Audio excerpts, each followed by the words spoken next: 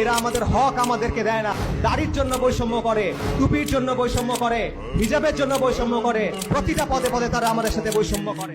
পলাশীর যুদ্ধের পর থেকে এই জমিনে ইসলাম এবং মুসলিম পরিচয়কে আক্রমণ করা হচ্ছে, ইসলাম এবং মুসলিম পরিচয়কে দমন করে রাখা হচ্ছে।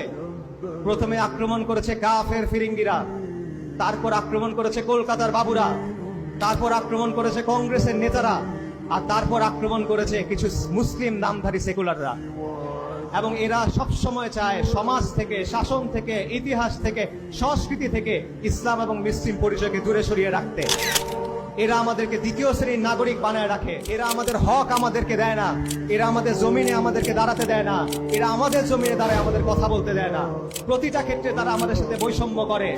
দাড়ির জন্য বৈষম্য করে, টুপির জন্য বৈষম্য করে, হিজাবের জন্য বৈষম্য করে, নিকাবের জন্য বৈষম্য করে। চাকরিতে বৈষম্য, পরীক্ষার হলে বৈষম্য, প্রশাসনে বৈষম্য, বিচারের ক্ষেত্রে বৈষম্য, জামিনের ক্ষেত্রে বৈষম্য, প্রতিটা পদে পদে তারা আমাদের সাথে বৈষম্য করে। আমরা এই জমিনের সন্তান, আমরা এখানে বেঁচে আসি নাই। আমরা এই জমিনের সন্তান। এই জমিনের ইতিহাসে বারবার সবার আগে এই জমিনের জন্য, এই কওমের জন্য আমরাই দাঁড়িয়েছি এবং আমরাই দাঁড়াবো ইনশাআল্লাহ। এই জমিনের উপরে আমাদের হিস্সা আছে। হাসিনার সময় সবচেয়ে বেশি নির্যাতিত হয়েছে আমরা। আমাদেরকে মিথ্যা মামলা দিয়েছে, আমাদেরকে গুম করেছে, নির্যাতন করেছে, জঙ্গি বলে হত্যা করেছে।